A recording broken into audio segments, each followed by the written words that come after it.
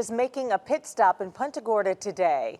The aluminum overcast, a restored B-17 bomber from World War II. It's one of only a handful that are still taking regular trips. NBC2 Samantha Serbin takes us on board for a historic flight.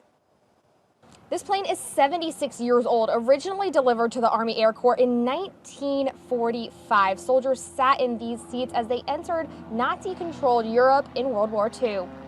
5017 November, you can start your base, runway 22, cleared to land.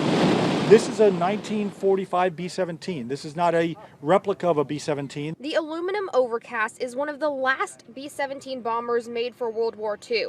Now, it's one of the last still flying. This is a museum piece. Taking off over Punta Gorda, you can see everything from the Bombardier, but it's not a smooth ride or air-conditioned. It's loud, it's uncomfortable, it's hot. Back in the day, it could drop to negative 30 degrees up in high altitude. Built originally to drop bombs in Europe, it was made for 10 crew members, stacked with machine guns and bombs for Nazi-controlled territory. Now it's a flying museum, touring all over the country. For John Eisel, it's seeing veterans climb aboard that makes this special. He was 96 years old, and he was very excited to tell me that it had been 76 years and 35 days exactly since he was last aboard a B-17. 1/3 of crews who went up in these planes never came home. Every year, the Experimental Aircraft Association betters this aircraft.